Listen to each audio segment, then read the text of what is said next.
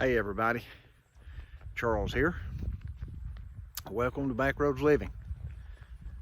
If you enjoy our videos, we'd ask that you subscribe to our channel and like our video. Share us with your social networks if you'd like. All of it helps us with our exposure on YouTube. I just thought I'd get out and go for a walk today and share some of my thoughts with you about change. We live in a world of change. It's always evolving and never staying the same, seems like. Just like the seasons change.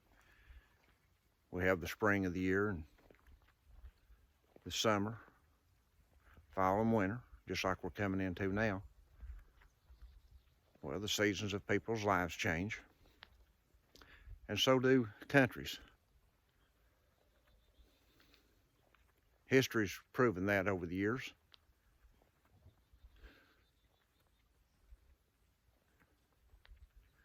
I've seen a lot of change in my life. I've changed a lot in my life. I guess most of us have that have much age on us.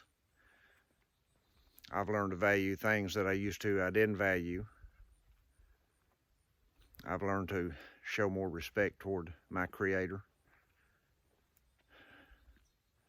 I admire Him way more than I ever did. Love Him more than I ever did.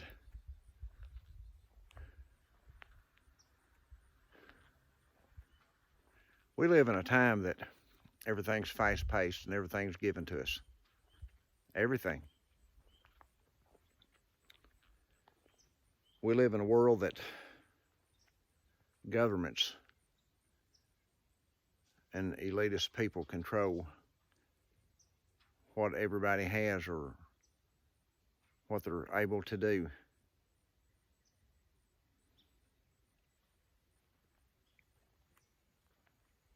We've become a country that's very dependent on government. I know a lot of people like to say they're not dependent on government and they work and they make their own way, and many of us do that. You know, my wife and I, we run our own businesses. When I say we run our own business, we work for ourselves. I'll put it like that. It's not, I wouldn't call it a business. But we do the best we can to provide for ourselves. We don't have any kind of government checks or anything like that helps us out. What we do online, and we sell and resell and buy and resell, and of course, like the ads here on YouTube, we get a few pennies off of those when they're shown, and we try to be self-sustainable when it comes to the government. We don't depend on them. Never, haven't, never have, and don't now. And I'm not knocking people who have to have help. Now, don't get me wrong there. There's a lot of people in our country that are unable to provide for themselves. They're truly unable, for whatever the case may be, through sickness or injury or mental capacity. I don't know. There's a lot of reasons why people need help. And it's a good thing for them to have help. The Bible teaches us to help other people, especially those of the household of faith. But our whole country has become dependent on the government, just like right here how we make our living. We share these videos on YouTube, and we have a website that we write articles on, and people that go to that website, there'll be advertisement on it that we'll make a few pennies off of. We have a small store that we started online that we sell a handful of stuff out of. But all that depends on the internet. Everything we do right there depends on the internet. Whether we sell on Facebook or whether we sell on our website, doesn't matter. We have to be dependent on the internet to do that, and the governments control that. It's supposed to be independent, I know, of government, but in reality, it's not. None of this is independent of government, because they have their hands in everything pretty much, and they've taught people to depend on them. They've come to the rescue of people so many times that there's so many folks that feel like they just can't live without them. It's just amazing. If you took away government subsidiaries right now, there would be tens and maybe even hundreds of thousands of people in the United States that would just perish because they've become so dependent on it. They wouldn't know how to take care of themselves. And now I'm not talking about the elderly necessarily here. I'm talking about folks that are younger than I am. I'm talking about folks in their 30s and 40s and younger folks that have been raised to actually been raised and taught to live off the government. So I've known people in my lifetime that the children were raised in that way. They were raised to be dependent on the government instead of trying to work for a living. And I'm not throwing stones at people here. I'm just making comments and sharing my observations. Well, I remember a time that as a child, I knew people that walked to work. I knew people that worked like dogs, buddy, and raised gardens and raised hogs and cattle and chickens and just anything they could raise to make a living because they were too proud to take a government handout. They didn't want their government to help them. They did what they could to make it on their own. They had a lot of pride. They were hard-working people. My father was one of them. And he raised us like that. That's why we're where we're at today, I guess. It doesn't make me dislike people who do otherwise. I know there's a lot of people that don't agree with what I say or do or the lifestyle I live, and that's okay. That's the way I was raised, and that's who I am. And as I've gotten older, as I said, I've learned to love God more and respect Him more and depend on Him more. But even before my father's time, now his mother and their mothers and fathers, in the 1800s, mid-1800s up to the early 1900s, they didn't have vehicles. No, they had mules and horses. They raised corn and they raised beans. They raised potatoes, okra and squash. They raised their foods that they ate all winter. They raised cattle. They raised steer to butcher in the fall. They had horses and or mules that they used to plow their gardens with.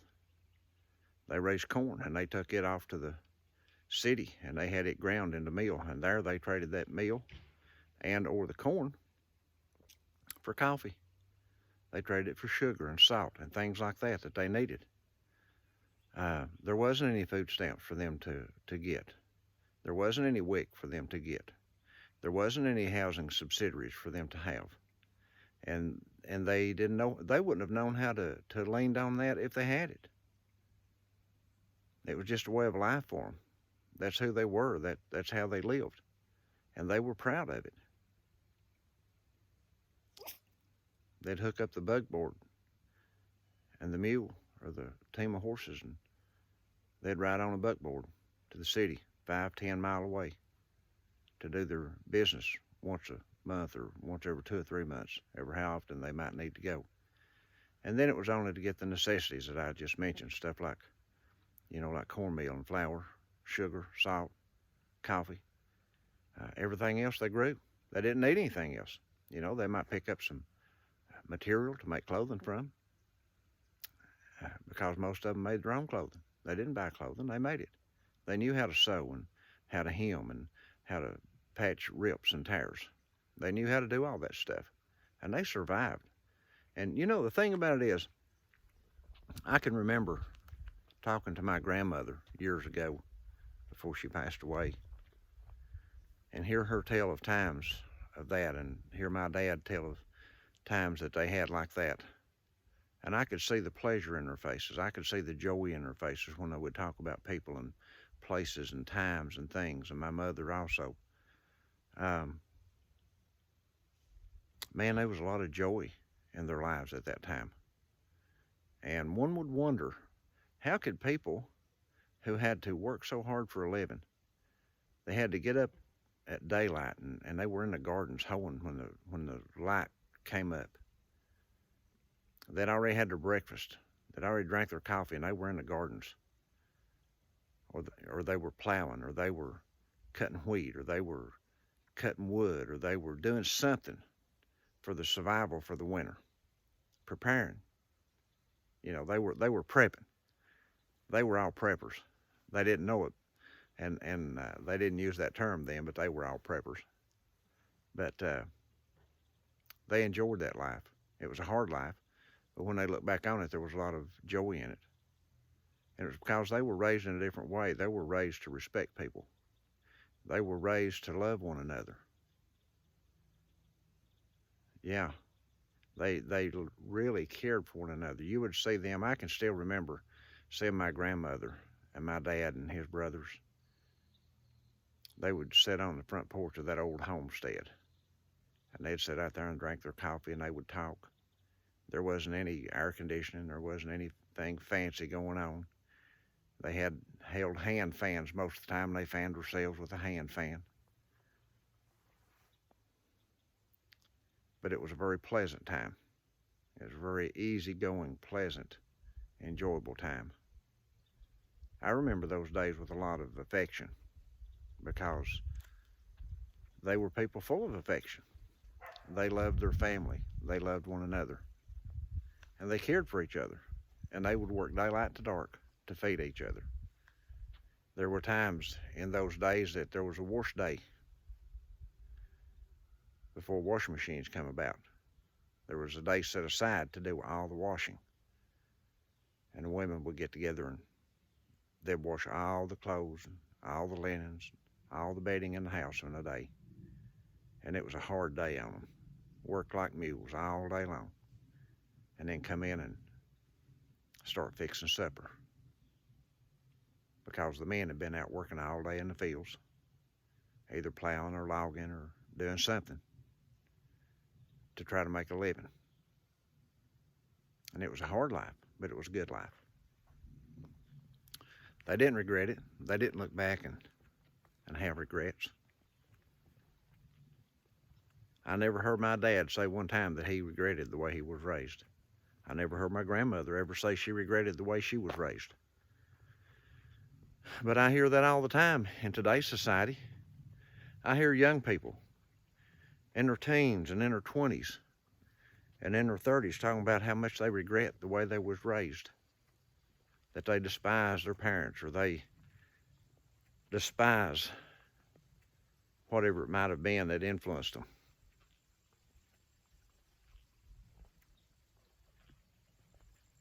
Times change. People change. Responsibilities always are the same. There's always things to be responsible for. People don't always want to be. And we're always going to be responsible for ourselves. We're always going to be responsible for those who have been put in our care.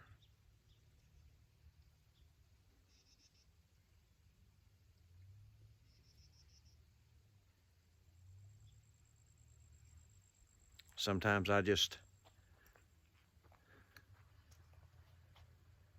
can't help but wonder where it's all leading to. I know, as a follower of Christ, I know the end is coming. And I don't have any regrets within myself. I don't have any fears within myself. But I think of all these folks who have regretted their lives, who wish they'd been raised different. I study about them and wonder, what are you going to do when this all comes down? Because there's going to come a time that men are going to have to stand up. Men of God, now I'm talking about men of God, are going to have to stand. And they're going to have to proclaim that the Lord God is their Lord in the face of much opposition. They're going to have to stand, and they're going to have to be the defenders of their families. And I just wonder how many will stand. See? So I don't have any fear of that because I know that God is my keeper. But there's going to be a lot that can't. There's going to be a lot who don't stand. There's going to be a lot who can't stand. There's going to be a lot who that this is going to overcome with fear. There's going to be a lot who this will bring great dread to. And my heart goes out to you. I'm telling you, if you don't know Jesus Christ as your Lord and Savior and you don't have the hope of Christ in you, my heart goes out to you. I know a lot of people don't agree with me on that. I know a lot of people say they're agnostic. A lot of people say they're atheists. There's a lot of people say a lot of things, and they don't believe in God, and they hate God, and they hate Christians or anybody that claims to be a follower of Christ. And that's okay. That's your privilege. You can do that. You most certainly can. And I'm not going to try to make you do any different. If that's what you want to do, you know, that's your privilege to do so. But I will share my faith, just like you share your understanding. And my faith teaches me that Jesus Christ is the Lord, and that we must come to God through Him, through faith in Him and the work He did on Calvary, and that there's no other way to come to God but through Jesus Christ. Also teaches me that His grace is sufficient for me in all things that I do, and all things that will come upon me. His grace will also be sufficient. And I'm very thankful for that I have that hope, because there's a lot of people in our world today that don't have any hope like that. If this government took away all their free things they gave away, oh my goodness, how many people would be really, really in dire condition. So that being said, I want you to think about that, and things are changing, and they're going to keep changing. Now, I don't particularly foresee that things are going to get a whole lot better. I think they're going to get worse before they get better. I'll share this with you before I end the video, and then I'm going to have to go. I had a reader share with me today that there are economists who are saying that we're eating this year's crops. I said, normally we eat the previous year's crops. You know, next year we'll be eating this year's crops. And she said that right now we've already got into this year's crops, and there's no surplus put back. Well, if that's the case, then you really do need to be prepping. I mean, you need to ramp it up. You need to be prepping double time. Because when the food runs out, it doesn't matter. See, it doesn't matter how much housing the government gives. It doesn't matter how many food stamps the government gives or how much WIC the government gives. To all you folks that are solely dependent, and again, I'm not throwing stones at any of you.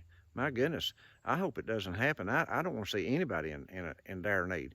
I'm just saying that you need to get ready, because there's many of you there that, and I hope if you're watching this that you listen real close. If you're solely dependent on the government for your survival, you need to move away from that as much as you can. You need to put back all the food and water that you possibly can, because there's going to come a time that this stuff's going to go away. It is. And when the food runs out, there ain't nothing that the government can do to help you, or me either. That's when you're going to have to be like our grandfathers and great-grandfathers were. We have to be self-sufficient. We have to learn to barter. Have to learn to survive without all this government stuff. Guys, we love y'all. I'm thankful that you took the time to listen to an old man rattle. But there's just a lot of heaviness in me for the people in our community and in our families. There's just a lot of people going to suffer this winter, and in 2021 it's going to get worse. It's going to be worse than it was this year. whether there's food subsidies put back or not.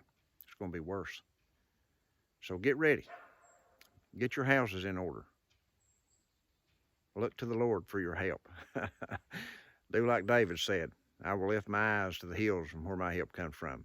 My help comes from the Lord who made heaven and earth. Whew, ain't that good? Oh, goodness. I get started on that and I'll have to preach a little bit. But again, we love you guys. We appreciate you taking this trip with us today and spending time with us. I hope that God blesses you. Pray for you, that the mercies of God are shown to you and that His grace is there with you all the time. If you'll just learn to lean on Him. Jesus said, lean on me. Come unto me, all ye that are weak and heavy laden, and I'll give you rest. Yeah, cast your burdens on Him. Let Him help you. He can do it.